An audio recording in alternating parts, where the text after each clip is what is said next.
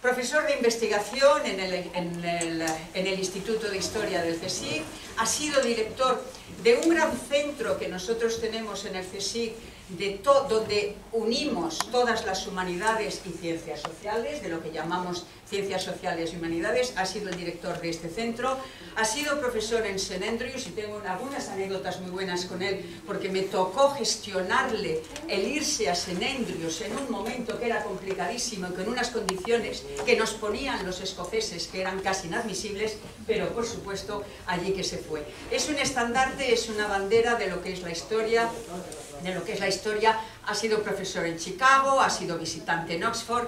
Vamos a ver, es un investigador que nos va a contar, y al que yo no solamente lo que ha escrito en este libro de la España diversa, sino en toda su trayectoria, y al que yo no le debo de robar ni un segundo más. Así que, Eduardo, muchísimas gracias por aceptar esta invitación en nombre de Cervantes, y bienvenidos, bienvenidas a todos vosotros en esta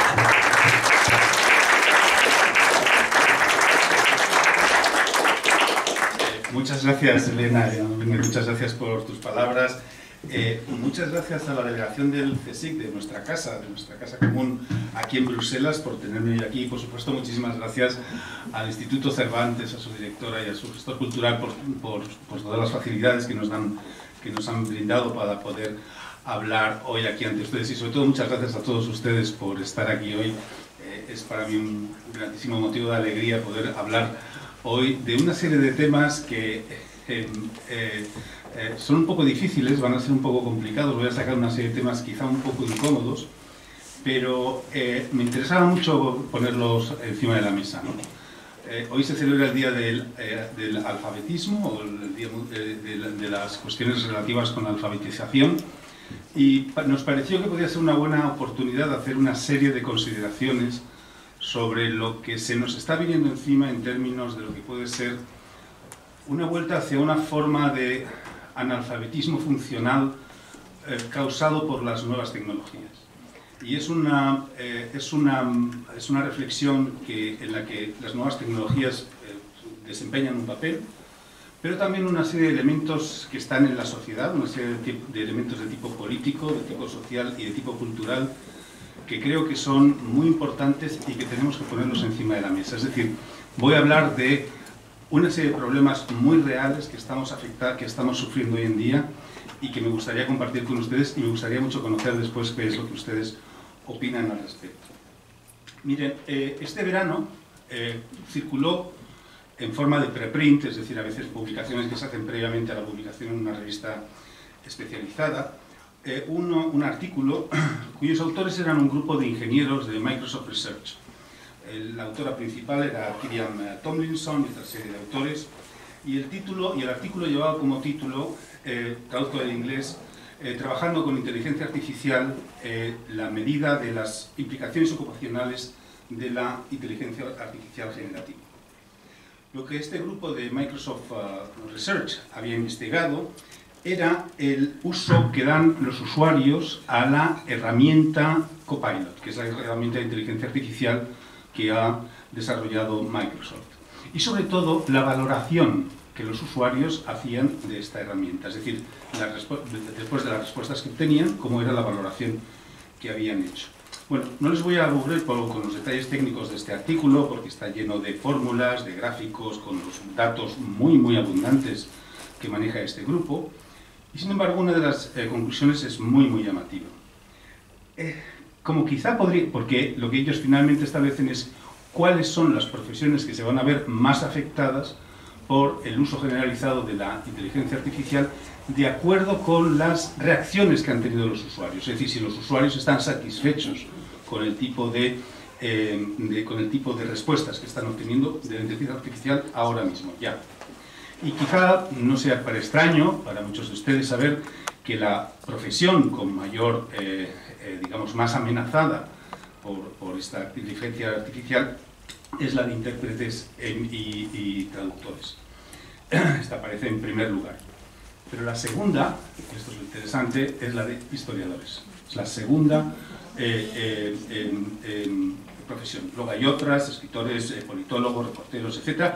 Luego también realizan una lista con las profesiones menos afectadas, que los usuarios no han estado muy satisfechos con las respuestas que le da Copilot. La primera son los flebotomistas, que parece ser que tienen un futuro bastante asegurado, y en quinto lugar están los embalsamadores. Los embalsamadores es gente que en el futuro parece ser que por lo menos las respuestas de la inteligencia artificial en el futuro no son demasiado buenas en este momento. Bueno, cuando leí el artículo este verano, como digo, no me pude resistir a realizar un pequeño experimento. Introduje distintas preguntas bastante complejas sobre un tema que estaba yo trabajando en ese momento, y para comprobar hasta qué punto la inteligencia artificial me podía ofrecer respuestas adecuadas para mi trabajo. Y el resultado fue, sin embargo, pues bastante decepcionante e incluso sonrojante. Aparte de una serie de lugares comunes y de cosas ya sabidas, cuando le pregunté a la inteligencia artificial cuáles eran las fuentes de las que había sacado sus datos, me ofreció una bibliografía en la que, junto a libros y artículos que yo conocía bien, se había, sin embargo, inventado referencias. Por ejemplo, hablaba de un libro de una arabista muy conocida, ya fallecida desgraciadamente, Patricia Crone, sobre el califato abbasí. Bueno, Patricia Crone nunca escribió un libro sobre el califato abbasí, pero la IA lo introducía como bibliografía. Y para el colmo del desasosiego, citaba un artículo de la Enciclopedia del Islam, que es una obra de referencia que utilizamos bastante los especialistas, porque es una obra de referencia rápida en la que tienes artículos que están hechos por otros especialistas y que, bueno, son fiables porque te dan una información rápida y veraz, ¿no?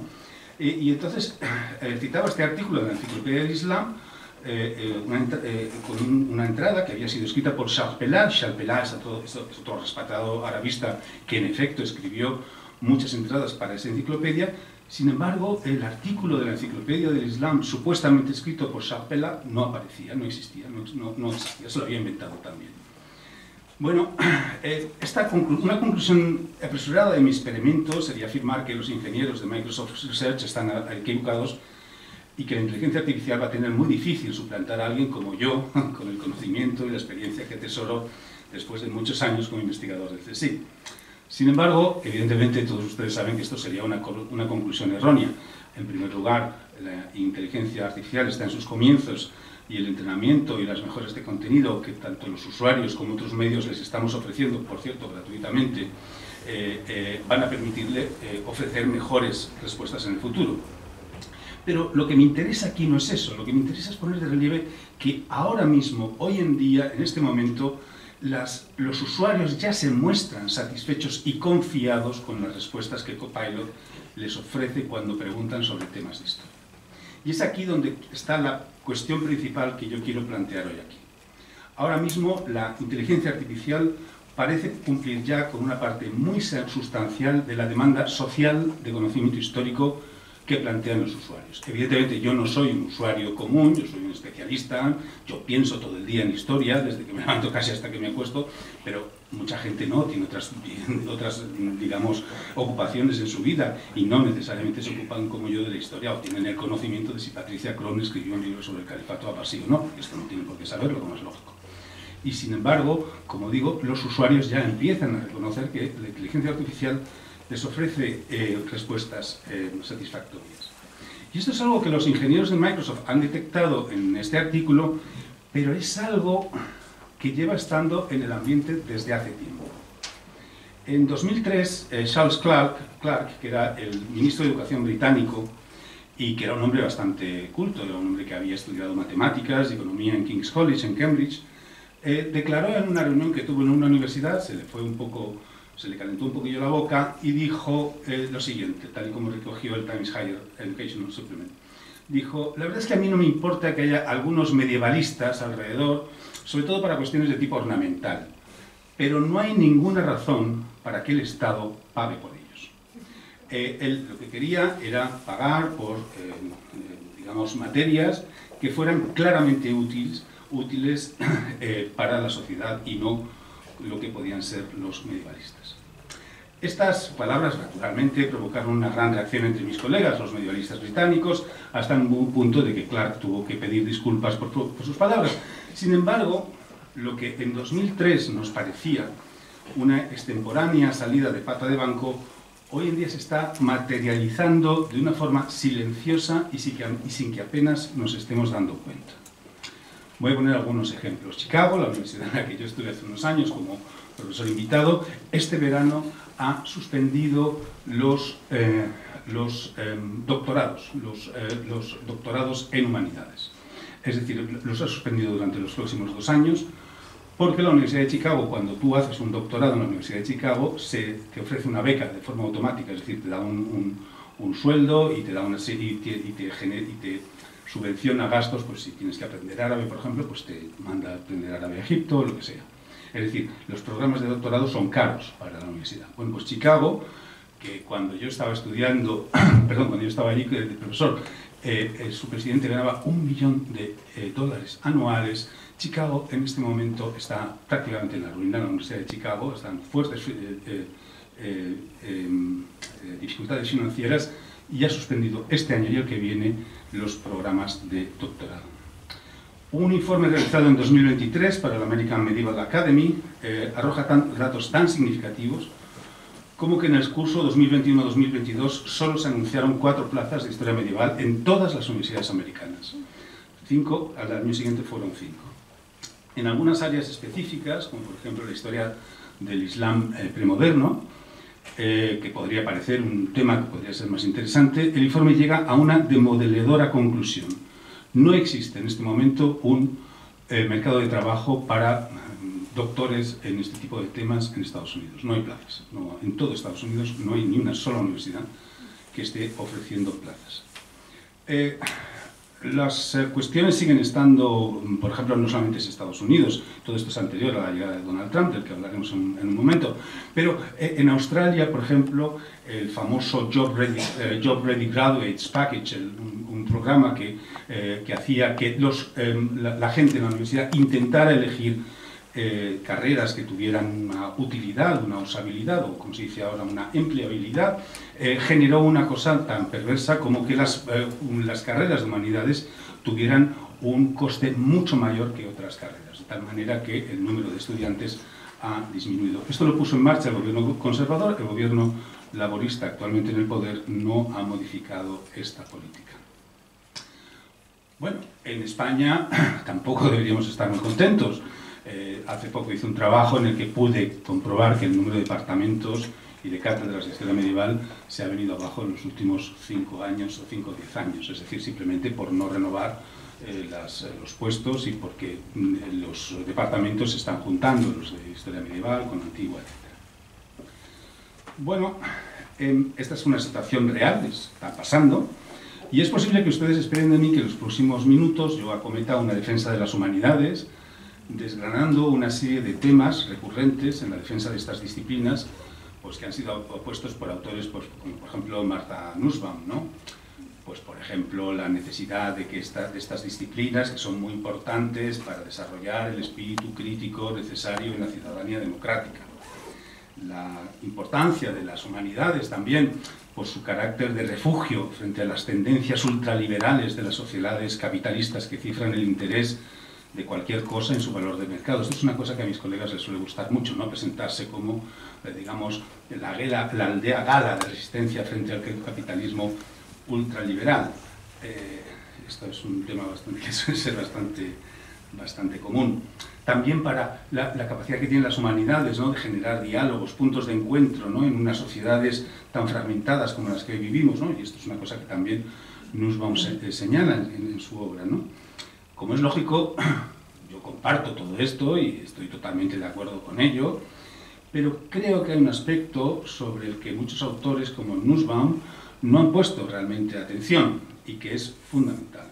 Y este hecho es que las humanidades no viven como en una esfera autónoma y alejada de la realidad, y aunque algunos de mis colegas filósofos sigan pensando que están paseando por la estoa de Atenas, no es la realidad.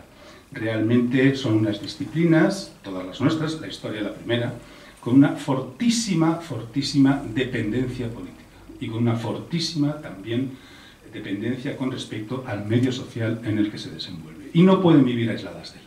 Es decir, si la política falla, si la política le da la espalda a las humanidades tienen un problema. Y esto es algo que creo que autores como Nussbaum no han tenido suficientemente en cuenta y creo que están empezando a darse cuenta de este pequeño error. Esto es la razón por la que creo que conviene explorar y ser bastante sincero a la hora de explorar las razones que nos han llevado a la actual situación. Y creo que tenemos que intentar afrontar los argumentos que se están empleando para que este conocimiento, que es el que yo represento hoy aquí, se encuentre progresivamente devaluado. Y aquí hay que tener una cosa importante en cuenta, y hay que reconocerlo, y es que yo creo que se está produciendo una brecha cada vez mayor entre la demanda política y social de conocimiento histórico y el carácter del conocimiento histórico que gentes como yo estamos produciendo. Es un poco lo que decíamos al principio de las respuestas que da Copilot. Lo que da Copilot a la gente le sirve. A mí no me sirve, pero a la gente sí que le sirve. Y esto es interesante porque quiere decir que yo, digamos que tengo otras exigencias, evidentemente puedo no estar satisfecho con eso, pero para mucha gente eso sí que es suficiente para lo que necesitan. Y esto es una reflexión que creo que nos lleva a lugares que pueden ser interesantes. Y entonces, ¿cuál es la demanda?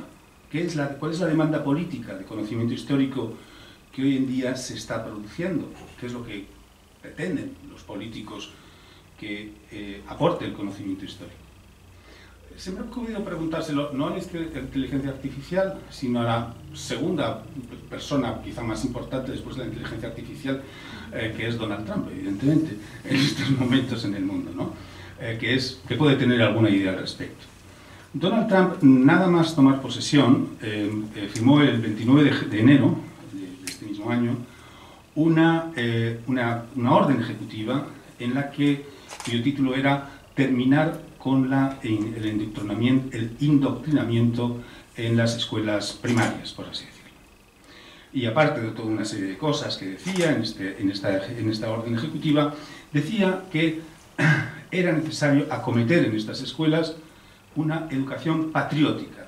Y cito de forma literal, todo lo que voy a decir a partir de ahora es literal, La educación patriótica significa una presentación de la historia de América basada en una forma honesta, rigurosa, unificadora, inspiradora y ennoblecedora que permita la caracterización de los principios fundamentales y fundacionales de América. Es decir, esta es una educación patriótica basada en la visión de la historia de América.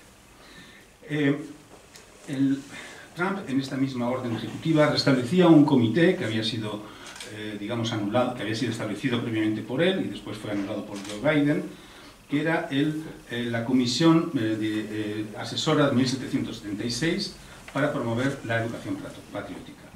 Y esta comisión es una comisión que se va a encargar de celebrar los 250 aniversario de la proclamación de la independencia de Estados Unidos el año que viene, y entre otras de las cosas que tiene como misiones esta comisión es un examen claro de cómo los Estados Unidos, y estoy citando de forma literal, de cómo los Estados Unidos ha crecido admirablemente, de una forma admirable, muy cercana a sus nobles principios a través de la historia. Es decir, esta comisión tiene que reflejar los principios nobles en los que se ha desenvuelto la historia americana.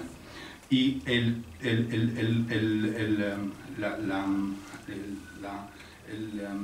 vínculo, el compromiso de las aspiraciones americanas a lo largo de la historia y la celebración de la grandeza de América y su historia. Estas son las misiones que la orden ejecutiva establece para esta comisión. Pero no contento con esto, otra nueva orden ejecutiva de marzo de 2025, hace escasamente 5 meses, tenía por título Restaurar la verdad y la cordura en la historia americana. Y es una orden ejecutiva bastante larga, no voy a citarla entera, pero sí un párrafo que me parece que es bastante interesante. Durante la última década, los americanos han sido testigos de un esfuerzo concertado y extenso para volver a reescribir la historia de nuestra nación. reemplazando los hechos objetivos con una narrativa distorsionada, conducida más por la ideología que por la verdad.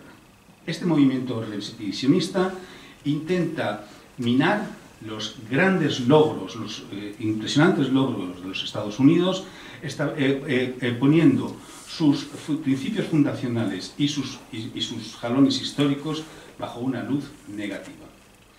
Bajo esta revisión histórica, el legado sin parangón de nuestra nación en el avance de la libertad, de los derechos individuales y de la felicidad humana, se reconstruye como inherentemente racista, sexista, opresivo o en todo caso completamente fallido.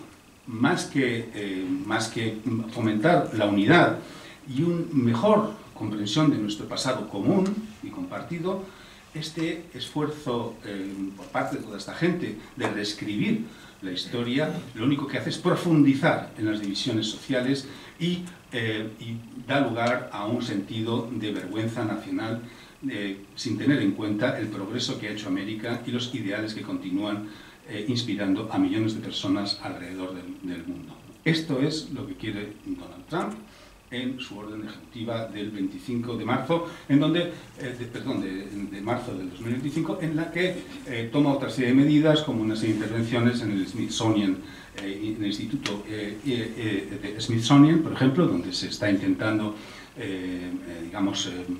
liquidar a la actual dirección. Y en esta misma orden ejecutiva también se dan una serie de medidas, y hay una particularmente interesante. La orden ejecutiva prohíbe, y lo dice así, estoy utilizando palabras textuales, prohíbe el gasto en exposiciones o programas que degraden los valores americanos compartidos, que dividan a los americanos basados en la raza o promuevan programas o ideologías inconsistentes con la ley federal y la política federal. Es decir, esto es lo que Donald Trump pretende hacer con la historia. Evidentemente no es Donald Trump, que no creo que le interese demasiado la historia en general, que bueno, puede tener algunas ideas al respecto. Detrás de él hay unos grupos de presión muy importantes, por ejemplo la Heritage Foundation, uno de cuyos lemas fundamentales es restablecer la idea de los valores americanos basados en la fe, en la familia, en el trabajo, en la soberanía y en el sacrificio. Y como ha señalado Edward Ayers, de la Universidad de Richmond, es una visión de la historia en la que se trata de poner la historia americana como un juego de suma cero, en la que la representación de alguna gente significa disminuir la significación de otros. Es decir, que digamos que de alguna manera, si se está tratando de poner en relieve, como se ha hecho en los últimos años, pues todas las cuestiones unidas al racismo, a la esclavitud, etc., eso significa que se está atentando contra los valores que son americanos. Bueno, podemos pensar quizá que esto en Europa estamos a salvo, y la verdad es que no estamos a salvo, porque de nuevo hay una serie de presiones políticas muy grandes que se están produciendo en torno a qué tipo de conocimiento histórico se está o se quiere conseguir, o se quiere, digamos, recoger. No sé si conocen ustedes la polémica que se ha producido este verano, bueno, en la primavera, más que este verano, invierno y primavera, sobre un proyecto del European Research Council que se llama The European Quran, el Corán Europeo. Este es un proyecto en el que participan varios países, entre ellos el CSIC, en el que la idea básica es que el Corán, a partir de la época de la Edad Media y prácticamente hasta el siglo XIX, ha sido un texto que ha sido traducido, ha sido estudiado, ha sido objeto de muchas polémicas y digamos que ha tenido en Europa una gran repercusión, mucha mayor de la que se solía pensar hasta ahora.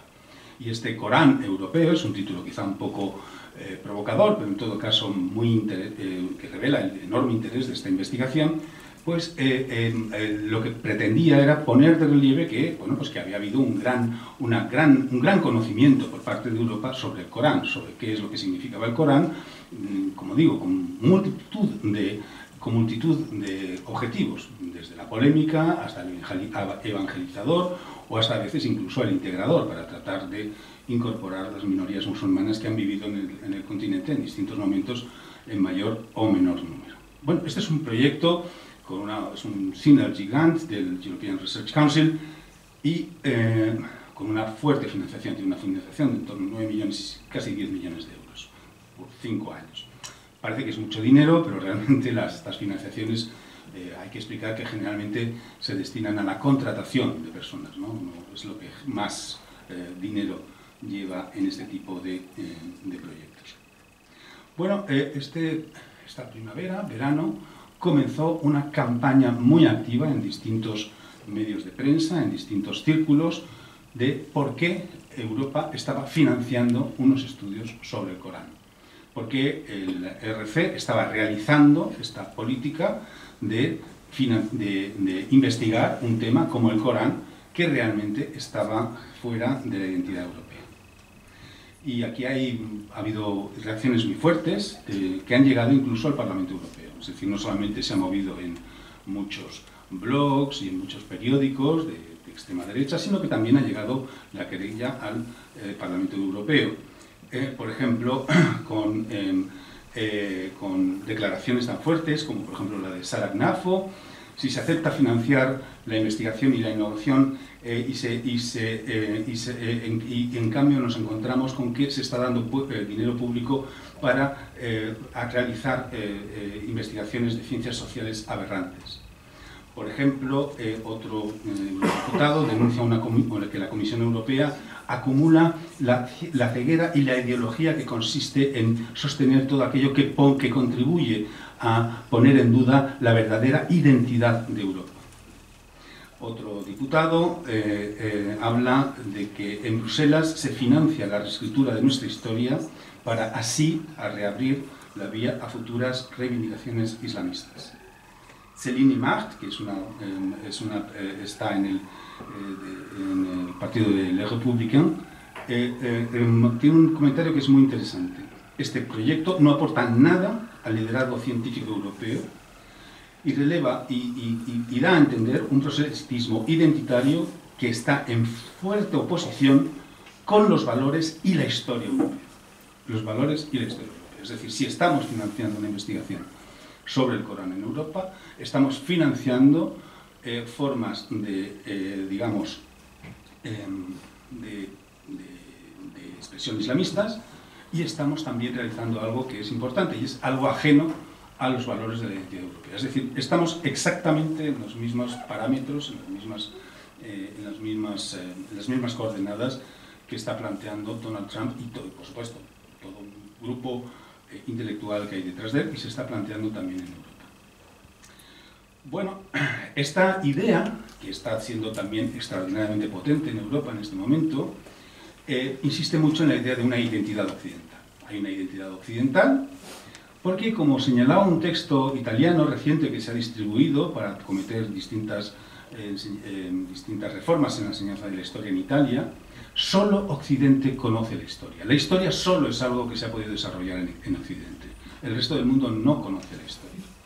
Y hay en la cultura del Occidente cristiano y laico, estoy citando de este documento, la historia se convierte en el progreso del espíritu humano.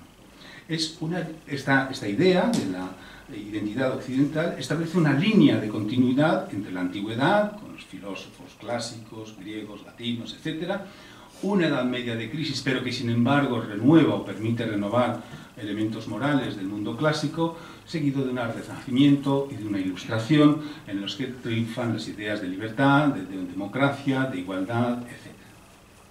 Es decir, existen ahora mismo estas ideas que ponen también el acento en que, bueno, solamente Europa conoce la historia y solamente Europa, de alguna manera, ha llegado a estos límites de libertad, de igualdad, de reconocimiento de los derechos de las mujeres, de las minorías, etc. Esto es algo que, sin embargo, se encuentra amenazado en este momento. Y, en efecto, existen una infinidad de ensayos y contenidos que circulan por las redes en los que se insiste que estamos viviendo un choque de civilizaciones de consecuencias imprevisibles para las sociedades democráticas. Sus autores son de nacionalidades distintas, pero todos tienen en común el reivindicar el acervo político, social y cultural de Occidente como un producto de una historia irrepetible y forjada sobre numerosas guerras y conflictos que han tenido, sin embargo, un feliz desenlace en las sociedades avanzadas que vivimos o incluso en la propia Unión Europea.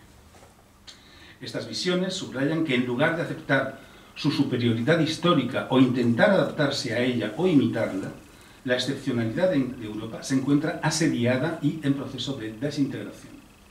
Y de ahí, por tanto, que el pasado sea tan importante para esta ideología. La historia demuestra la existencia de una senda europea hacia el progreso, una senda única que no ha existido en ningún otro lugar del mundo, y esta senda hacia el progreso está basada en valores tradicionales que en la actualidad se encontrarían en vías de extinguirse. Bueno, estas ideas, si ustedes van a foros, canales audiovisuales o redes sociales, podrán ver que estas ideas están teniendo una enorme repercusión. Y son ideas, además, que generalmente están basadas en datos históricos. Y muchas veces sus autores citan bibliografía, citan autores, citan historiadores distintos, algunos de ellos muy reputados, de los que se toman este u otro aspecto. De nuevo, es una historia que sirve mucho más de la que yo puedo realizar en un trabajo o en un artículo muy especializado. Y nos guste o no, esta realidad está certificando el fracaso del optimismo globalizador con el que se iniciaron los primeros compases de nuestro siglo, e introduce muchas dudas sobre los efectos de los proyectos de integración puestos en marcha en el seno de nuestras sociedades crecientemente multiculturales. La historia, la vieja historia de Europa, vuelve así de nuevo, otra vez, como si fuera un espectro que se ha instalado entre nosotros, junto con el deterioro de los servicios sociales, el miedo a la inseguridad, las incertidumbres creadas por el cambio climático o por las propias incertidumbres que genera la inteligencia artificial. Muchos ciudadanos están convencidos de verdad de que su pasado les da la razón en la tarea de conservar a toda costa un presente que valoran y que consideran que está absolutamente amenazado. Y esto les lleva a generar una relación muy emocional con ese pasado. Y esa es la relación emocional que están explotando los políticos. Entonces, ahí yo, que vengo con datos históricos basados en la ciencia, que me exige el CSIC, que me exige Elena para presentar mis publicaciones, etc., yo ahí no pinto nada. ¿Qué puedo decir? ¿Cómo voy a tratar de convencer a alguien de que su elemento emocional, su vínculo emocional con el pasado no tiene sentido? Pero es que además no tiene sentido, digamos, en este lado de la orilla, pero tampoco tiene mucho sentido en el otro lado de la orilla, porque esto también hay que señalarlo. Les voy a contar una pequeña historia que es muy interesante y que la contó una historiadora, su nombre era María Rosa Madariaga, desgraciadamente fallecida. María Rosa Madariaga era una historiadora que trabajaba sobre la presencia de España en el Rif. España tuvo unas guerras muy fuertes en el norte de África, en el Rif, donde se realizaron auténticas matanzas. España utilizó armas químicas para contener la rebelión en el Rif, una guerra realmente terrorífica, y María Rosa Madariaga escribió algunas de las mejores páginas que existen sobre este conflicto. María Rosa Madariaga ya trabajaba en la UNESCO, trabajaba en París, y tenía un cargo suficientemente amplio como para que un día se le presentara un profesor de una banlieue parisina en la que él dijo: mire, yo tengo un problema muy grave en mis clases de historia. Mi problema es que cuando les hablo a mis alumnos, que son casi todos de origen magrebí, les hablo de Carlomagno, de Richelieu, de Napoleón, etc., no les interesa absolutamente nada. En cambio, cuando les hablo de la historia del Islam, les interesa más, están mucho más interesados. Y yo creo que lo que hay que hacer en Francia es cambiar el currículum escolar de historia, y en lugar de estudiar para estos alumnos míos historia de Francia, que les suena a chino realmente, deberían estudiar historia del Andalus, la historia de la España musulmana. María Rosa Madariaga le dijo: mire, nosotros en la UNESCO no podemos hacer nada al respecto, lo siento mucho, estos son los Estados miembros los que tienen que utilizar los cambios en el programa académico de sus colegios. Y este señor decidió entonces ponerse en huelga de hambre. Y entonces llamó a los periódicos, hubo una serie... Y la cosa pues tuvo bastante... Estamos hablando de los años 80, y la cosa tuvo bastante repercusión, y al final el Ministerio de Educación francés, que estaba un poco cansado del asunto, porque empezaba a tener bastante peso la cosa, porque el hombre estaba en huelga de hambre, pues decidió pagarle un viaje de estudios a Córdoba, a Sevilla y a Granada, y bueno, a él y a sus alumnos, y con eso pues más o menos la cosa se solventó. Esto lo decía María Rosa Madriga, no lo contó, está publicado, lo publicó, por eso lo cuento, ¿no? Lo publicó en un artículo que publicamos, en un libro en el que colaboramos juntos. Y aquí, en aquel momento nos pareció muy gracioso, ¿no? Y pensé, bueno, esto tiene mucha gracia. Sin embargo, en el año 2025 esto me hace menos gracia, porque realmente prevé una cosa que sí que ha ocurrido realmente, y es que no hemos sido capaces de establecer un conocimiento histórico compartido con personas que no son del mismo origen que nosotros y que habitan en Europa y que son conciudadanos nuestros. Y esto es una cuestión que, digamos, en el caso español tiene una serie de derivadas que son bastante interesantes porque nos ponen delante de otro aspecto que es la reivindicación emocional de la España musulmana, de Al-Ándalus, por parte de colectivos musulmanes que hoy en día son muy activos, ¿no? Y esto siempre aparece en las conversaciones, cuando uno habla con personas, incluso personas muy cultas, con personas de una gran formación, que proceden de países musulmanes, ellos siempre te dicen lo mismo. Nosotros tenemos una vinculación con Al-Ándalus que vosotros no sois capaces de entender. Eso es una cosa que para nosotros nos remueve muchas cosas. Y esto es curioso porque también podemos traer aquí a un personaje digamos, bien conocido, que es Osama Bin Laden, que el líder de Al-Qaeda, quien se refirió efectivamente en distintas ocasiones a Al-Ándalus y a su pérdida a manos de los cruzados, y reivindicaba el antiguo esplendor de Al-Ándalus, de la España musulmana, como reflejo de una época en la que los árabes mantenían una estricta adherencia a los preceptos del Islam. El terrorista musulmán hacía llamamientos también a restaurar el orgullo y el honor de la umma o de la comunidad islámica, de tal forma, y aquí cito también literalmente, que la bandera de Dios se levante de nuevo sobre cada territorio del Islam robado, desde Palestina y a Al-Ándalus y otros territorios islámicos que se perdieron por las traiciones de los gobernantes y la debilidad de los musulmanes. A mí esto me suena un poco a lo mismo que veíamos antes, ¿no? I make the Ummah great again, ¿no? Que podría ser lo que estaba pensando Bin Laden, este asesino. Por tanto, la misma idea de una edad de oro perdida, la misma exhortación a recuperar el orgullo y el honor frente al enemigo, o la misma acusación de debilidad y engaño de las élites, que estamos viendo que está ahí muy extendido, hermanan unos discursos que, a pesar de ser antagónicos en su contenido, son esencialmente idénticos en su percepción de la historia como piedra de toque para revertir las miserias del presente. Y es que las identidades históricas son pozos sin fondo, que se están excavando a golpes de contraidentidades, que profundizan en unos conflictos supuestamente eternos y que tienen además el potencial de desbordarse en el presente. Yo he llegado hace ya mucho tiempo a la conclusión de que no es la identidad, no es la historia, perdón, lo que crea la identidad, es la identidad lo que crea la historia. Es decir, hay un cierto tipo de historia en el que yo quiero saber lo que ya sé. Quiero que se me confirmen una serie de creencias, una serie de ideas que yo ya tengo y que quiero que se me confirme por parte de los historiadores. Cuando yo llego e intento poner otros datos encima de la mesa, como me dijo una vez un intelectual alemán en una conferencia que tuvimos, me has dejado seco, no me interesa nada lo que me has contado, porque este señor quería que yo le hablara sobre la convivencia entre musulmanes, cristianos y judíos en España.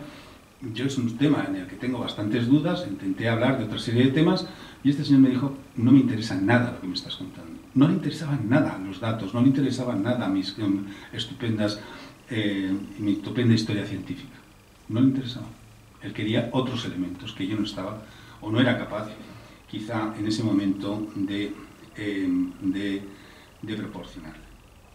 Bueno, entonces, ¿qué hacer? ¿Qué es lo que se puede hacer? Bueno, yo creo que lo primero es una tarea urgente, es que debemos dejarnos intentar dejarnos de tantos aspavientos identitarios que han sido, no pensemos que solamente son cuestiones de posturas de derechas o conservadoras, también han sido los elementos identitarios muy fuertes en muchas posiciones de izquierdas. Esto tenemos que empezar también a pensar en ello. Y creo que tenemos que empezar a encontrar nuevos caminos, sobre todo yo, que tengo un futuro un poco difícil, tal y como estamos viendo como historiador, ¿no? Ante los formidables retos que estamos viviendo, deberíamos reflexionar de cómo tenemos que reformular nuestros proyectos de convivencia. Yo creo que esto es algo que es un reto que tenemos ahí encima y no estamos siendo capaces de reformularlos. Yo no soy politólogo y no tengo, por lo tanto, una idea de cuáles serían las fórmulas para acometer este desideratum tan abstracto que planteo. Pero sí que creo que debe ser un diálogo compartido. Creo que no debe ser una idea de asimilación, sino que creo que debe ser una idea de compartir. Y quería terminar, por tanto, quizás señalándoles mi propia experiencia al respecto, donde yo he tratado este problema a una escala menor, que es en el caso de la historia de España, y en el que he intentado dar una solución a estos problemas que durante mucho tiempo les he estado dando vueltas, ¿no? Porque para mí es muy importante la proyección social del trabajo que hago como historiador, ¿no? Entonces, en el caso de España también tenemos un discurso histórico muy férreo, muy potente. La historia de España es, la historia de España clásica, si ustedes la piensan, es realmente un discurso muy potente, muy bien armado. España es un país, es una parte del Imperio Romano, es conquistada después por los visigodos, se establece un reino de Hispania, o un reino de los visigodos, más bien un reino de los visigodos que de Hispania, y de repente esto en el 711 se frustra porque hay una conquista árabe en el año 711 que, digamos, arranca a la península ibérica, a España, de lo que es la misma trayectoria que otros países como Francia, Alemania, Italia, etc. Pero España no perece. Según la interpretación nacionalista de la historia de España, hay una serie de resistentes frente al dominio musulmán que inician la llamada Reconquista. Durante 800 años esta Reconquista se desarrolla hasta que finalmente se consigue expulsar a los musulmanes, y después España comienza esta gran aventura, que es la aventura del imperio, la aventura colonial en América, que tiene unos resultados, siempre desde el punto de vista de la historiografía nacionalista española, espectaculares, porque se cristianiza un gran continente, se impone, se extiende la lengua, etcétera, etcétera, y finalmente es un imperio, sin embargo, que se ve sometido a una serie de decadencia por culpa fundamentalmente de las potencias exteriores, y que finalmente, sin embargo, el país acaba resistiendo y reafirmándose como nación a partir de la Guerra de la Independencia. Con un siglo XIX muy complejo, muy difícil, y con una traumática guerra civil. Sin embargo, España, después del año 75, consigue recobrar la democracia, se convierte en una historia de éxito y es una de las potencias económicas de Europa. Es una historia fantástica, es una historia que, digamos, está muy bien armada. Claro, para un historiador como yo es una historia que no tiene mucho sentido, hay muchos aspectos que no están bien trazados ahí. Y yo intenté, en mi libro de Historia Diversa, intenté buscar una alternativa. Intenté decir, bueno, ¿seríamos capaces de buscar una manera diferente de abordar la historia de España? Y para mi gran sorpresa me di cuenta de que sí que era posible. Porque en este discurso, ¿no?, en esta idea, digamos, que tenemos casi todos los españoles que hemos ido al colegio, la tenemos grabada aquí en la cabeza casi a machamartillo, ¿no?, porque es un relato, como digo, muy bien armado. Sin embargo, se han ido desapareciendo muchos elementos. Han desaparecido todos los elementos de la diversidad, los elementos que no encajan con las ideas de publicistas e historiadores que piensan que sus propias creencias, su propia religión, sus propias ideas tienen que estar también reflejadas en el pasado. Y cuando encuentras que en el pasado existen ideas, creencias y elementos que no concuerdan con los tuyos, es cuando la historia entonces empieza a ponerse realmente interesante. Y eso es lo que traté de ofrecer en el libro de España Diversa. Es decir, la posibilidad de encontrar en la historia de España muchísimos elementos que hasta entonces se habían habían quedado arrinconados, habían quedado, digamos, capados, por así decirlo, porque no se ajustaban al relato oficial y, sin embargo, ofrecían una visión mucho más rica, mucho más integradora. Y esto para mí era importante, porque hoy en día España empieza a tener un problema serio, en el sentido de que tiene un gran número de estudiantes que están en bachillerato, en primaria, en bachillerato, y hay una pregunta fundamental: ¿qué tipo de historia les vamos a enseñar a estos niños? Muchos de ellos son de origen norteafricano, muchos de ellos son de origen latinoamericano, y les vamos a estar contando la historia que me contaban a mí, de la Reconquista, de que los musulmanes, de que los moros, de que echamos a los moros, de que convertimos a los indios, en fin. ¿Esto realmente es posible? Bueno, evidentemente no es posible. Y si queremos realmente crear una idea de ciudadanía compartida, tendremos que asumir esa diversidad, no como como un eslogan, digamos, político, ni como un eslogan, digamos, de tipo, bueno, que nos permite tranquilizar nuestras conciencias, sino como un empeño real, como algo en lo que tenemos que intentar trabajar en el día a día. No se trata de hacer una mistificación, ni se trata de buscar un esencialismo, sino simplemente tratar de entender la riqueza y la diversidad que han existido en las sociedades del pasado y que volvemos a tener en las sociedades del presente. Voy a concluir simplemente con una cuestión que a mí me parece fundamental y que viene de un autor que a mí nunca me ha gustado mucho, que es Bernard Lewis, que fue un señor que fue muy criticado por muchos digamos, historiadores árabes, porque decían que tenían pues, un cierto deje orientalista, etc. Pero Luis decía una cosa que a mí me parecía que tenía razón. Una de las cuestiones que caracterizan a Europa, quizá, no es ni el cristianismo, ni los filósofos, ni todas las cuestiones, sino que Europa ha sido realmente, en sus empresas coloniales, que han generado una enorme destrucción, han generado una enorme cantidad de captación de recursos ajenos, etc., pero ha hecho una cosa también, ha captado también los recursos, no solamente los naturales, sino también los recursos ideológicos, las representaciones, y ha sido capaz de integrarlos y de traérselos, ¿no? Y esto es una cosa que revela una cuestión que es la voluntad de conocimiento del otro. Y esto es algo que me parece que es el elemento a reivindicar hoy en día, el elemento que nos puede permitir conocer historias que no son la propia historia nuestra, que nos permite integrar mejor nos permite incorporar elementos ajenos a lo que pensamos que es nuestra tradición cultural, y creo que en última instancia es lo que nos podría, en un momento determinado, salvar desde luego a mí como historiador en el futuro, o los que me sucedan en esta tarea, y los que permitan quizá afrontar mejor algunos de los tremendos retos que tenemos por delante. Muchísimas gracias a todos ustedes.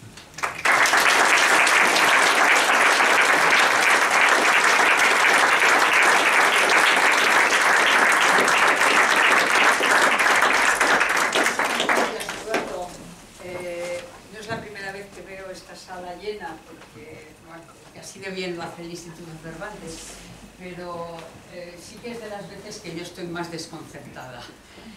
Tengo la sensación de... es de las veces, decía, que yo estoy más desconcertada, estoy incluso hasta, no sé si preocupada.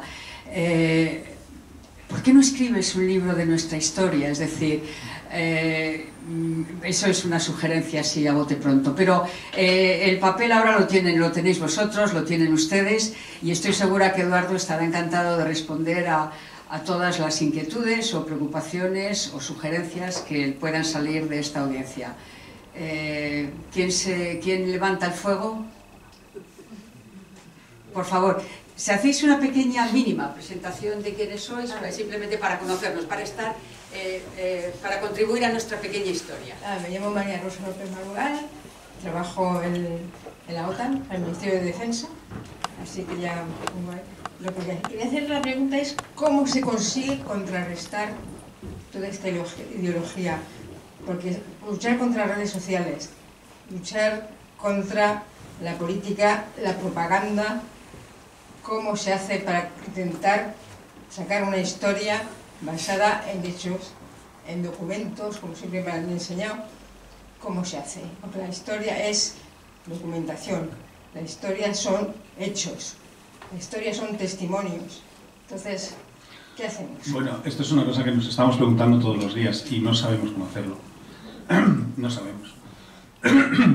Ni yo, ni mis colegas, ni nadie sabe responder a esa pregunta, nos la hacemos continuamente.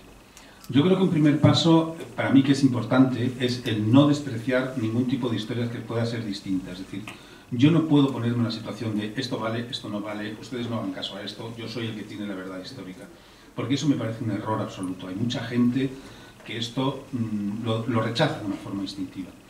Creo que una de las primeras cosas que debemos intentar hacer es ofrecer a la ciudadanía herramientas para tratar de desmontar los discursos que pueden venir desde distintos lados. Es decir, herramientas que puedan servir para que cada cual decida qué tipo de posicionamientos históricos son rigurosos, pueden ser comprados, y qué tipo de posicionamientos históricos tienen detrás toda una serie de elementos concomitantes. Este me parece que es el primer paso. El segundo paso yo creo que es, los historiadores debemos espabilarnos. Es decir, realmente el CSIC, por ejemplo, está haciendo ahora una fortísima política para la transferencia. Los historiadores, cuando tú hablas con ellos, con mis colegas, ellos hablan de la divulgación. A mí es un término que me parece espantoso. Yo no creo que exista divulgación. Tenemos que empezar a pensar que el trabajo que realizamos se tiene que transferir de alguna manera. No es divulgar, es transferir. Que la sociedad conozca el trabajo que hacemos. Ahora bien, ¿qué es lo que ocurre? ¿El trabajo que hacemos en la investigación es siempre relevante? Y esto es una pregunta que a muchos de mis colegas les produce cierta inquietud. Porque estamos acostumbrados a investigar lo que nos da la gana. Yo recuerdo una colega mía que dijo una vez una frase que se me quedó grabada, que dijo: yo cuando no sé de un tema pido un proyecto de investigación. Usted no puede. Usted no puede pedir un proyecto de investigación porque usted no sepa de ese tema. Usted tendrá que plantear que quiere generar un conocimiento relevante. Es muy difícil en historia decir que es un conocimiento relevante y que no es un conocimiento relevante. Pero creo que cada vez tenemos mejores herramientas para poderlo identificar, porque cada vez estamos más expuestos socialmente. Y aunque hay muchos colegas míos que rechazan esa exposición, digamos, social, creo que tenemos que hacerlo, es fundamental, si queremos que la historia como disciplina académica sobreviva. Porque hay una cosa que alguien se preguntará tarde o temprano, es decir, ¿para qué quiero tener yo un instituto de historia en el CSIC si tengo un bloguero o tengo un señor en Twitter que me está haciendo ese trabajo? Es que es la realidad.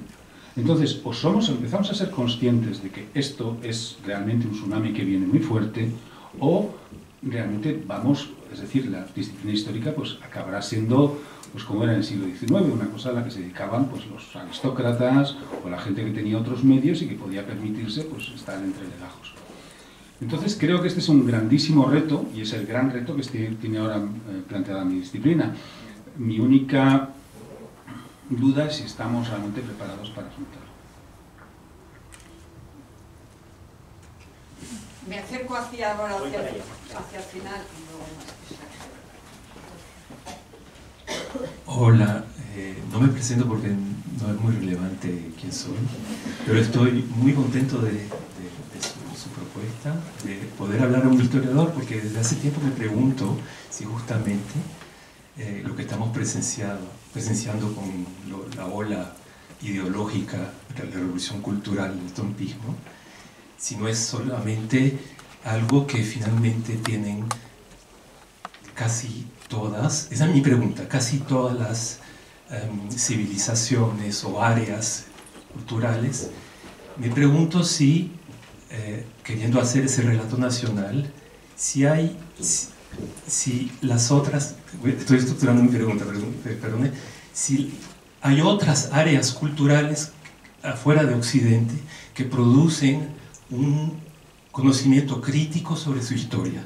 Mi pregunta es si en el mundo árabe, en el mundo chino, no lo sé, es una pregunta que hago a usted, historiador, si no es justamente el valor y quizás también la debilidad, es una pregunta, de Occidente de poder producir un conocimiento crítico sobre su propia historia, las historias postcoloniales, etcétera, por ejemplo. Esa es mi pregunta. Sí, muchas gracias. Bueno, es una pregunta muy, muy interesante, y de hecho, en el proyecto que yo tenía en St. Andrews, precisamente, era una de las cosas que quería hacer, era un proyecto sobre historia global. pero vino la pandemia y lo fastidió todo. Y no lo pude hacer, porque yo realmente me lo pregunto mucho eso mismo que dice usted. ¿Qué ocurre, por ejemplo, con China? No lo sé. La verdad es que no tengo ni la más remota idea.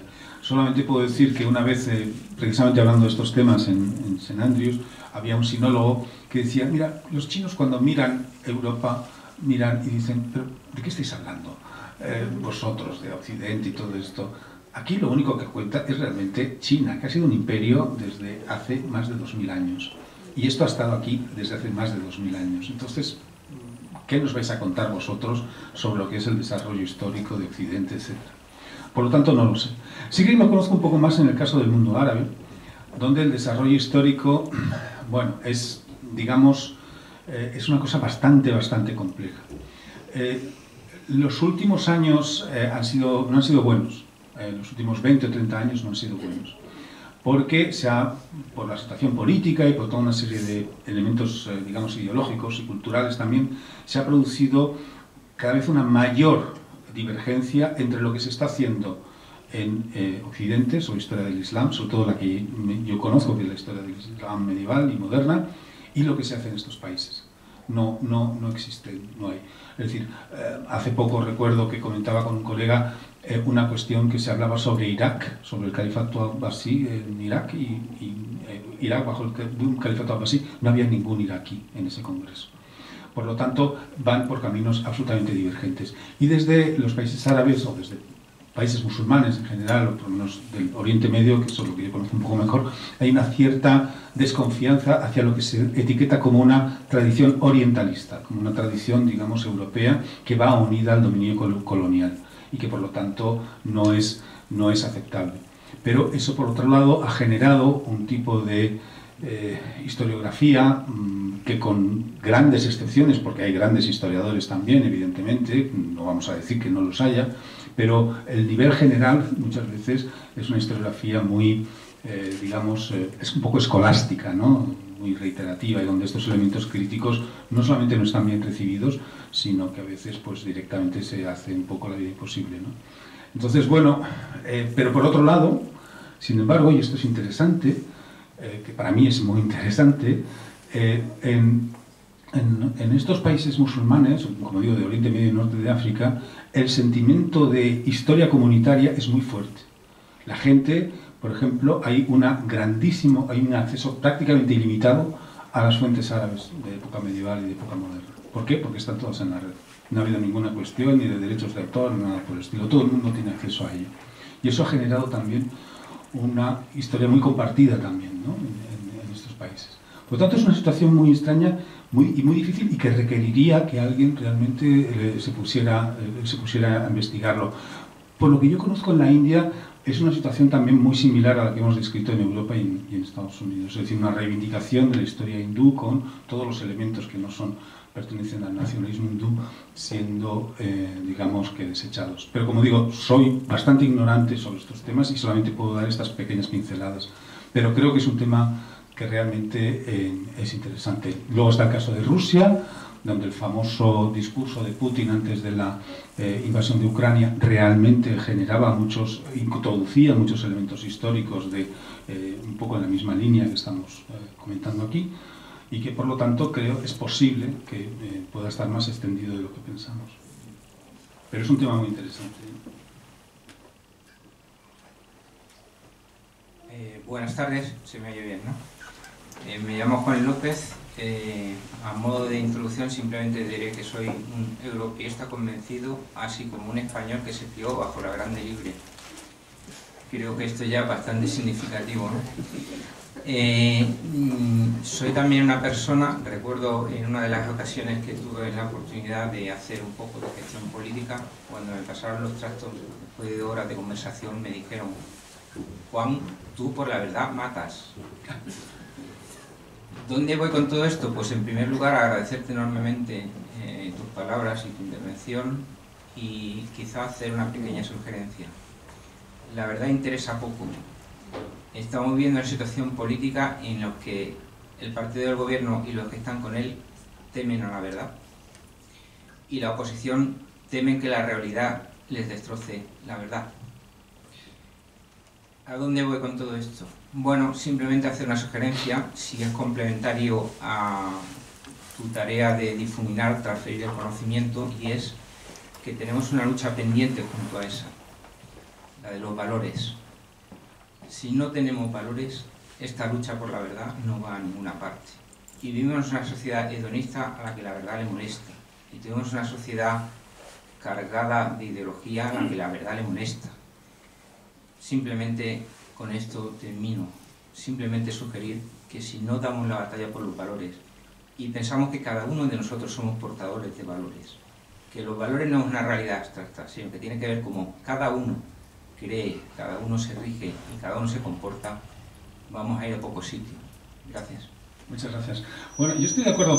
Yo lo que pasa es que no estoy muy seguro de que exista un término absoluto de verdad. No me parece que sea algo que podamos conseguir. Cuando alguien dice la verdadera historia de, o yo le voy a contar a usted la historia de verdad, la historia, yo siempre desconfío. Yo no me atrevo jamás a decirle a nadie, mire usted, yo soy del CSIC y yo le voy a contar a usted la verdadera historia del Al-Ándalus, porque esto es un error, esto es, no es una buena idea. Yo creo que la verdad es una construcción social, lo hacemos entre todos, a través de consensos. Y yo creo que este es quizá uno de los elementos que estamos perdiendo, la necesidad de construir consensos. Pero no porque vayamos a establecer una verdad absoluta, sino porque podemos establecer verdades que nos puedan ser útiles en un momento determinado y que mañana superaremos, porque se crearán nuevas circunstancias o habrá nuevas coyunturas. Entonces yo creo que la idea de que nadie tiene la verdad, pero la verdad es algo en lo que podemos colaborar todos y compartiendo y compartir, como decía antes, me parece que es quizá una idea que deberíamos empezar todos ya, en fin, abandonando las trincheras de las redes sociales, de todos estos, digamos, enfrentamientos que hemos visto en los últimos años, que quizás sea yo cuando estoy de buen humor, o cuando soy optimista, pienso que esto es una etapa adolescente, ¿no?, del uso de la tecnología que pasará. Y quizá acabaremos dándonos cuenta de que, como digo, ninguno tiene una verdad, nadie la tiene y es imposible de establecerla, sino que podemos construirla de manera colectiva. Y eso me parece un pensamiento más interesante. Buenas tardes, mi nombre es Cristina de Canto y trabajo en la oficina de Castilla y León en Bruselas. Bueno, gracias por su intervención, por su exposición, porque nos ha dado mucho en lo que reflexionar. Yo, cuando he iniciado su exposición con la inteligencia artificial, yo me preguntaba si estos blogueros o incluso los líderes mundiales de uno u otro sitio, me da lo mismo Estados Unidos o de países árabes o de Europa, no corremos el riesgo de que ellos también creen alucinaciones sobre la historia, no porque cojan fuentes falsas o creen fuentes falsas, sino porque cercenan las fuentes que utilizan y crean una historia que no es real. Al final no es lo que acaba usted de decir, si hay un concepto absoluto de verdad o de... Claro. Entonces ahí lo entronco un poco con el papel del historiador. Usted ha dicho dar las herramientas, pero ¿cómo dar las herramientas a una sociedad y a una ciudadanía que se alimenta de estas redes sociales, de esta inteligencia artificial, que ha simplificado su pensamiento, que solo quiere reforzar sus ideas?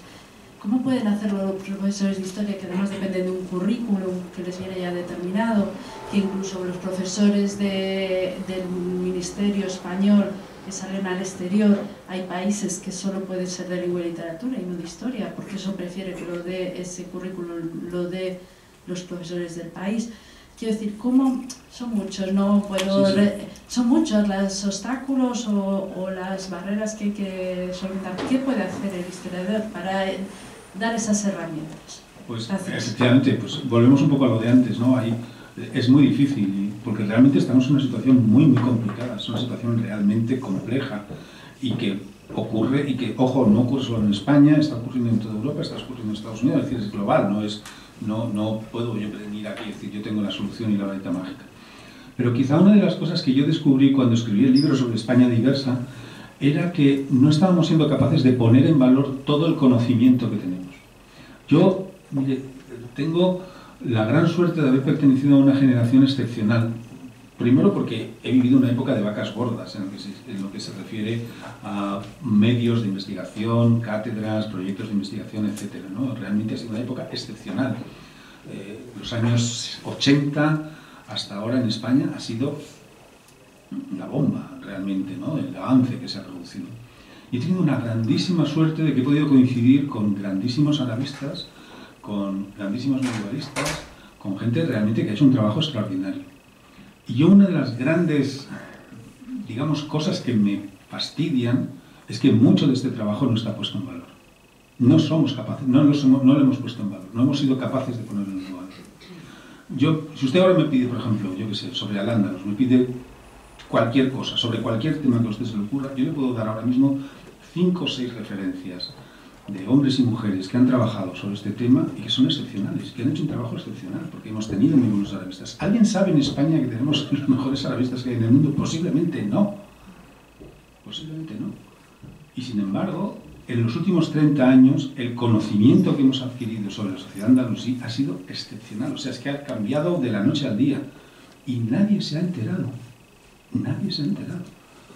Y esto es algo que yo comento con mis colegas y nos quedamos verdaderamente asombrados. ¿Cómo es posible que la gente, pero no solamente nadie se ha enterado, digamos, de personas, pues como digo antes, de personas que son ingenieros, médicos o que trabajan en cualquier otra cosa, es que mis propios colegas que se dedican a la historia contemporánea no tienen ni idea de que en la sociedad se ha trabajado mucho, muy bien, y que se puede hablar de lo que usted quiera, de medicina andalusí, del derecho andalusí, de política, de lo que usted quiera, de regadío, de lo que le dé la gana. Porque se ha trabajado mucho y se ha avanzado muchísimo, y sin embargo no hemos sido capaces de ponerlo en valor. Entonces quizá este sería un primer paso, ¿no? Aprender a poner en valor lo que tienen, y que mis propios colegas sean capaces de poner en valor su conocimiento, que eso tampoco está trabajado. Entonces, esto es una pequeña pelea que yo voy teniendo, que estoy tratando de realizar, no sé si es un poco quijotesca, pero me parece que quizás sea un primer paso también, ¿no? Y creo que empieza la gente a darse cuenta. Sí, buenas tardes, soy Juan López Dóriga, soy diplomático, en la actualidad cónsul general aquí en Bruselas. Y quería mencionar una vertiente de este tema que abordas en tu libro, que es América Latina, la visión de América Latina desde España. He pasado muchos años allí y siempre he tenido la sensación que proyectamos sobre América Latina cosas nuestras, ¿no? Lo que queremos que sea, lo que pensamos que es. Pero eso no tiene poca conexión con lo que es la realidad, y desde luego la historia de América Latina que se enseña en América Latina es completamente distinta. Entonces, falta, no sé, tenemos, quizá porque pensamos que hablamos la misma lengua, pensamos que conocemos América Latina, la conocemos muy mal. Conocemos muy mal la historia virreinal. Conocemos muy mal la historia independiente y nos estamos olvidando incluso de las conexiones mucho más recientes con países como México y con el exilio español. Historia que se ha prácticamente perdido, ¿no? Entonces, falta eso, y el hecho de que no tengamos ese conocimiento nos lleva a proyectar esos lugares comunes que se repiten y se repiten sin cesar. Estoy totalmente de acuerdo. Pero eso es un fracaso, yo creo que es un fracaso de los historiadores, creo, sinceramente. Es decir, no haber sido capaces de crear una historia compartida entre España y países latinoamericanos, y que por el contrario en los últimos años se haya enciscado con todos estos enfrentamientos con México que han sido absolutamente absurdos, pues porque evidentemente que López Obrador pues puede ser lo que sea y será un demagogo, lo que queramos, pero hay muchísimas formas de poder desactivar eso, es decir, y España cuenta ahora mismo con mecanismos muy potentes para poderlo hacer. Y sin embargo, no se ha prestado atención a eso. Y ahí el capital simbólico funciona también. Y una de las cosas que yo creo que tenemos que empezar a poner en valor en nuestro país es que el capital simbólico sobre el que partimos es mucho mayor del que tendemos a pensar. Y que lo que ocurre es que una visión demasiado estrecha, demasiado sectaria, demasiado obsesionada en recrear una nación que ya no existe, porque hoy ya no existe, nos está privando de la posibilidad de exportar ese capital simbólico y de compartirlo mucho mejor. Esta es lo que yo pienso, estando completamente de acuerdo con lo que dices en este sentido. Es el gran fracaso de la historia española. Hay una pregunta aquí. Hola, buenas. Mi nombre es Álvaro Vilas. Trabajo en un think tank de políticas digitales, no muy relevante para la discusión de hoy. Mi pregunta es sobre, un poco a raíz de la idea que usted ha esgrimido en su presentación de hacer una enseñanza de la historia más integradora, o sea, una enseñanza de la historia más integradora y abordar la historia de una forma más integrada o integradora.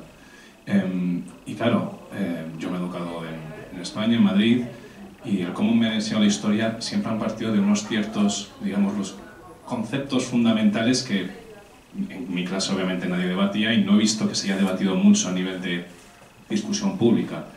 Y cuando usted habla de tener una discusión sobre la historia integradora, mi pregunta es, y no tengo respuesta para esto, simplemente una pregunta, con determinados conceptos, y pondré ejemplos para que se vea más claro, conceptos históricos que mi generación, pero también muchas generaciones de aquí, han mamado desde pequeños, como por ejemplo usted, que es experto medievalista, está pensando en la idea de reconquista. Bajo su punto de vista, ¿se tendría que seguir enseñando con el concepto de reconquista? Porque esto me pongo en la piel de los que pueden pensar en esta vertiente.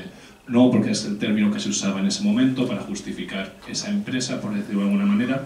O bajo su punto de vista sí que es necesario, igual, no sé si decir, crear conceptos nuevos que realmente puedan abarcar esa realidad histórica concreta, una realidad histórica que son 800 años, o sea, no sería una tarea fácil. O se puede resignificar ese concepto preexistente de reconquista. Sí. Bueno, eso es una pregunta, me parece muy interesante y es muy importante. En los últimos años hemos tenido una discusión muy fuerte sobre este tema, que ha estado además muy presente incluso en los medios de comunicación, que a mí al principio me interesó mucho porque es un tema que bueno, cuando hablamos, ¿por qué utilizamos las palabras y no las utilizamos? Pues es un tema que es interesante y como digo, está dado lugar ha dado incluso hace poco a un libro que se ha publicado con varias aportaciones muy interesantes. Esto ha salido, como digo, en la prensa, ha tenido mucha repercusión. Bueno, en las redes sociales, cada vez que dices algo de la reconquista, la gente se vuelve loca, en fin, y es una cosa tremenda, porque, bueno, pues hay gente que le tocas a Pelayo y es como le estuvieras mentando a su madre, porque se ponen nerviosísimos. Una cosa de Pelayo, pero bueno, el caso es que, como digo, la reconquista. Entonces, a mí me ha interesado mucho hasta que llegó un momento en que me dejó de interesar, porque me empezó a parecer ya un poco reiterativo, etcétera. Creo que hay, vamos a ver, es decir, pues ya sabemos todos que la palabra reconquista solamente se utiliza a partir del siglo XVIII, es un concepto relativamente moderno, pero también es verdad que en la época medieval los cristianos tienen la idea de que hay que conquistar el territorio de los musulmanes y esto no está siempre presente, hay veces que está más presente, hay veces que está menos presente. Y por supuesto, pues es verdad que la palabra reconquista pues ha tenido una significación por parte de la ultraderecha con ciertas formas, etc. Es decir, todo esto ya más o menos todos lo sabemos y hay colegas míos que utilizan la palabra reconquista porque les parece que es útil, porque efectivamente puede ser útil pues, para explicar por qué se va Fernando III desde Palencia hasta Sevilla para conquistar Sevilla, porque si no, no lo puedes entender. Pero hay cosas que no se entienden si utiliza solamente la perspectiva de la reconquista. Es decir, creo que más o menos, yo por lo menos tengo unas ideas bastante claras y desde luego no estoy dispuesto a estar aquí dándole vueltas a reconquista sí o reconquista no. Pero la pregunta es eso, y la pregunta interesante es cómo hacemos y resignificamos. Y ahí es donde está el kit de la cuestión. Claro, es decir, a ver cómo lo puedo explicar bien. La reconquista, por ejemplo, no necesariamente a lo largo de la Edad Media significó un programa de expulsión de los musulmanes. Era un programa de conquista de tierras, no siempre de expulsión de los musulmanes. A veces los musulmanes se quedaban y a veces incluso hasta el siglo XV es una presencia que está ahí, a pesar de que se utilice la idea de reconquista. Pero luego lo que es interesante es efectivamente cómo se enseña esto hoy en día. Y yo ahí soy muy partidario de no andarse con tonterías, ni con zarandajas, ni con cosas políticamente correctas. Es decir, existe la reconquista, existe una figura que es Santiago Matamoros, existe toda una serie de elementos de lucha contra el infiel, y te coges el Cantar del Miocid y hay una serie de elementos que son terribles, pero creo que todo eso se puede contextualizar y se puede hacer que pueda ser asumido por gente que no necesariamente pertenece a nuestra esfera cultural, es decir, que no pertenece a nuestra idea. Y en este sentido, creo que a veces somos un poco, no sé cómo decirlo, como un poco paduatos, ¿no? Mire, le voy a contar una historia, una anécdota que para mí es una de las mejores, de las cosas que me han dado un poco de esperanza nuevamente, ¿no? Hay una semana de estudios medievales que se realiza se ha realizado ya 50 ediciones, tiene mucha solera, y se realiza en Estella, en Navarra. Y esta es el alma de estas jornadas, que traen a especialistas de todo el mundo, es un encuentro muy importante. Es una asociación de amigos del Camino de Santiago, de Estella, que son gente que tiene una actividad cultural muy importante, pero que también se ocupan del Camino de Santiago en la parte de Estella, que Estella es un lugar importante, pues el albergue, en fin, hay una serie de cosas que ellos... y hacen también muchas actividades de promoción del Camino de Santiago. Una de las que hacen es que cogen a niños de colegios y les llevan pues, a ver partes del Camino de Santiago, de la zona de Navarra, y luego pues, les piden que estos niños que les hagan redacciones y les dan un premio, pues a ellos que les dan al niño que hace la mejor redacción, pues sobre el Camino de Santiago, lo que les ha explicado y tal. Y entonces me contaba su presidente el año pasado, decía que bueno, que las plicas los nombres van cerrados, las plicas van cerradas, no se sabe quién dan. Entonces dicen, cuando de repente dicen, pues esta es la mejor, está muy bien hecha, esta persona pues, la ha entendido, este chico la ha entendido muy bien, de repente abren la plica y se encuentran con que la ganadora es una niña musulmana, que sus padres son de origen magrebí, y que ha escrito una redacción estupenda sobre el Camino de Santiago. Y que fueron después, le dieron su premio, sus 200 euros, su mamá encantada de la vida con su pañuelo, y la niña encantada de la vida, y todos muy contentos porque pues, la niña pues, había obtenido este diploma, este reconocimiento. Bueno, a mí esto me parece que esta es la manera. Es decir, esta niña entiende lo que es el Camino de Santiago, no tiene por qué renunciar a ser musulmana si decide serlo, y evidentemente pues sabe que en España, en esa época hubo unas peregrinaciones y que ese santo, Santiago, pues también se representa como Santiago Matamoros, etc. Y hay representaciones de Santiago en donde pues aparece ahí con los moros, ahí los pobres hombres ahí a sus pies. Bueno, esto no hay que ocultarlo, es una parte de la historia del país. No tiene sentido ponerte a tratar de decir, no, vamos a intentar por todo. No, es absurdo. Entonces, a mí me pareció que esta es la manera en la que esta muchacha, pues en el futuro será una española musulmana, o navarra, o como quiera ser en el futuro, y tendrá una serie de claves para poder desenvolverse en una sociedad manteniendo perfectamente su identidad, que no tiene por qué ser contraria del país que la coge. Este es, creo, que la clave para todo este asunto. No tratar de decirle, no, tu historia es la historia de Al-Ándalus y tú no tienes nada que ver con la Reconquista. Ese sería el error, en mi opinión, la incapacidad integradora. Este es uno de los casos que a mí más ilusión me han hecho de la posibilidad, y creo que son mucho más extendidos y podrían estar mucho más extendidos de lo que tendemos a pensar. Lo que pasa es que no los conocemos, no conocemos bien esa realidad que muchas veces está a nuestro lado.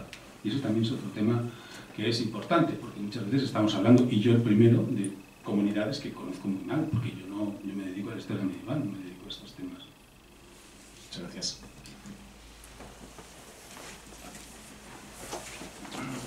Esta será la penúltima pregunta, daremos opción a una última pregunta y cerramos el debate. Hola. Sí, buenas tardes. Mi nombre es Sara García Muñoz y yo trabajo en temas de política exterior. Entonces, desde mi prisma es desde donde hago mi pregunta. Muchas gracias por...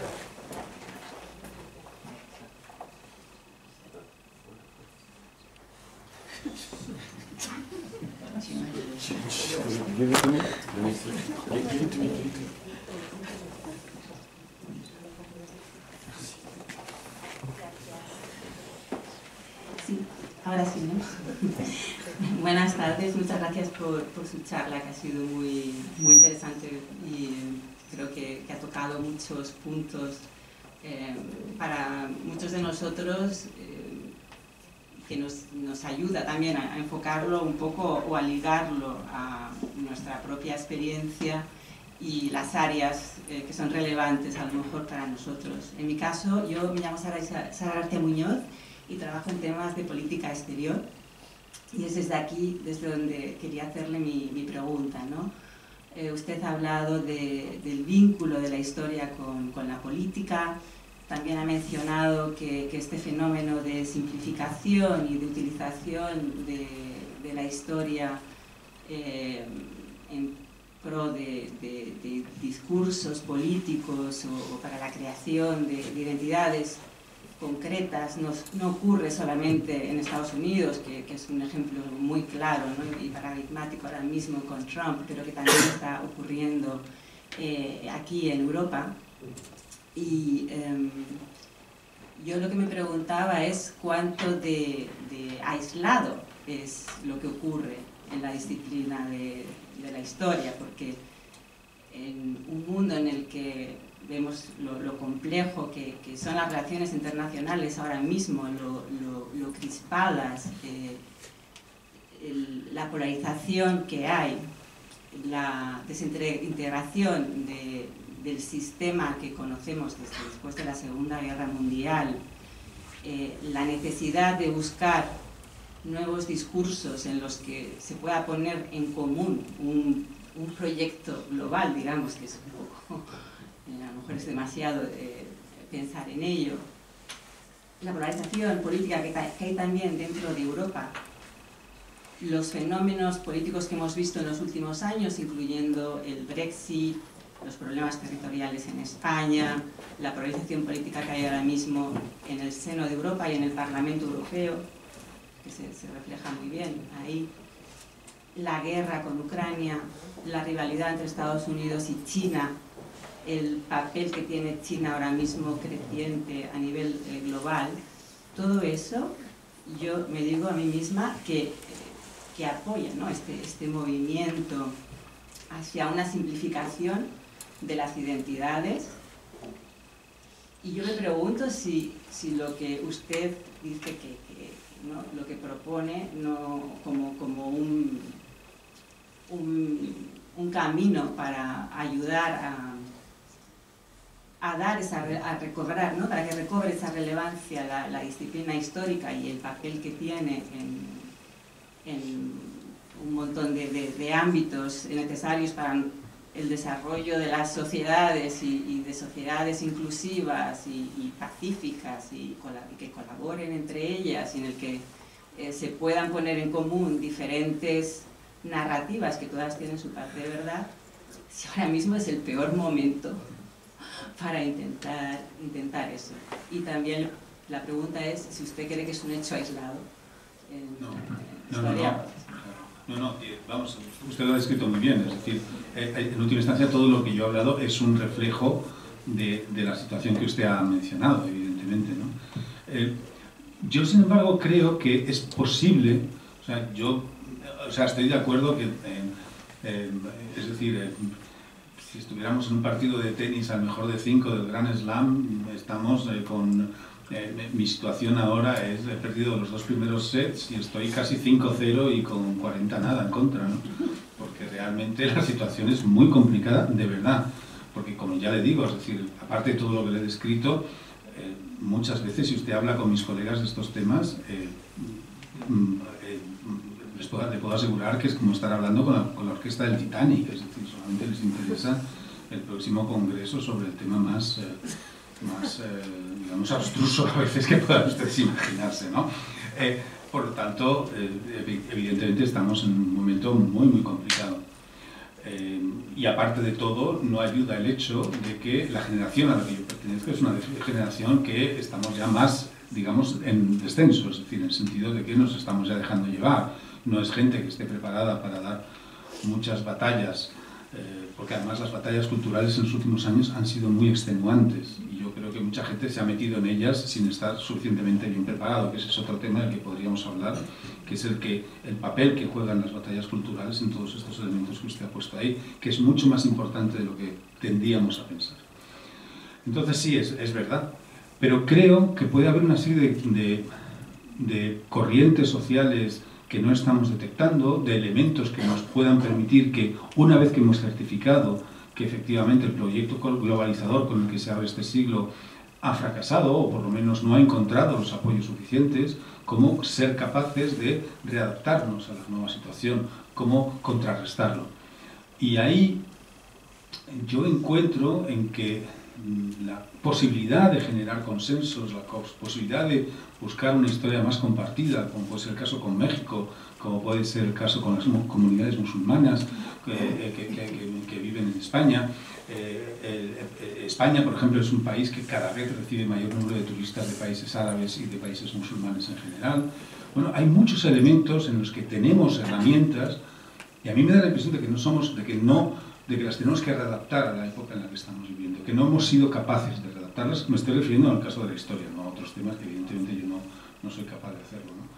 Pero, y ahí es donde sí que me parece que hay una batalla que se puede dar todavía, ¿no? Pues se puede jugar un poco en este partido, ¿no? Podemos todavía, tenemos cosas que decir, porque si no, lo que estamos viendo, la alternativa es terrorífica, es decir, es que realmente leerse las órdenes ejecutivas de Donald Trump es aterrador, es realmente aterrador, es decir, y esto es algo que ha sido un cambio muy rápido, nadie esperaba que un cambio tan fuerte y tan duro se pudiera producir, pero hay apoyo social y hay apoyo intelectual para esto, ¿no? Y entonces creo que la necesidad de rearmarlo todo, de volverlo a encontrar o reorientar de otra manera, reconociendo errores y reconociendo también que muchas veces no hay por qué llamar deplorables a personas que tienen unas determinadas maneras o concepciones, ni hay por qué pensar que somos la élite, que podemos ser aquí dar lecciones a los demás.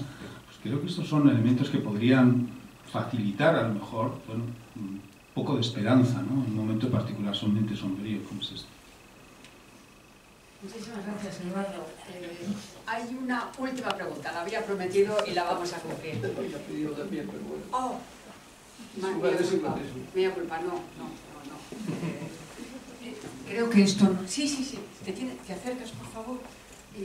Perdón. Buenas noches. Mi nombre es José Miguel Arranz y bueno, llevo aquí muchos años en Bélgica y estoy un poco metido en el mundo del arte, de la música en concreto. Yo quería preguntarle si a través del arte, si el deporte son elementos, el arte en todas sus facetas, pueden ser elementos o que sirvan sustantivamente a esa capacidad integradora que se necesita entre las diversas sociedades. Pues mire, yo soy un poco ignorante, sobre todo de arte contemporáneo, pero puedo asegurar una cosa. Yo cada vez que conozco a un nuevo artista, por ejemplo, hace poco en Pakistán, que conocí a un artista en países, digamos que yo tiendo a pensar que están fuera del radar, me quedo absolutamente alucinado de qué gente tan buena hay trabajando fuera, ¿no? Y de nuevo, como estamos poniendo estas barreras que estamos poniendo, no somos capaces de aceptar o de poder asimilar cosas, digamos, que son distintas y que no tenemos bajo el radar. Mi colega Gonzalo Fernández Parrilla ha escrito un libro maravilloso que se llama Al sur de Tánger y da una visión sobre Marruecos que yo, que no soy un especialista en Marruecos, soy contemporáneo, sobre lo que se está haciendo en arte, en fotografía, en música, en literatura en Marruecos, que yo soy un absoluto ignorante y me ha dejado absolutamente deslumbrado, porque él sí que lo conoce. Entonces, claro que sí. Lo que pasa es que, bueno, pues estamos en este momento de nos estamos poniendo todos, de alguna manera, nos estamos poniendo muchas barreras nosotros mismos. Le recomiendo ese libro si le interesa. Es un libro realmente impresionante. O sea, uno va buscando a la gente que cita Gonzalo Fernández Parrilla en este libro y se queda impresionado de los artistas maravillosos que ahora mismo en Marruecos, los que yo he conocido en Pakistán o los que conoces cuando vas a cualquier país. Y ahora sí, Eduardo, un poco más de tu generosidad y una última pregunta. Muchas gracias. Uy, ¿se oye? Sí. ¿Se oye? No me digo casi. Sí, muchas gracias también por aceptar la pregunta y me ser rápida. Mi nombre es Adriana Moscoso del Prado, soy jurista. Quería retomar un poco a raíz de lo que decía Sara, porque además he llegado un poco tarde y me he perdido parte de la conferencia.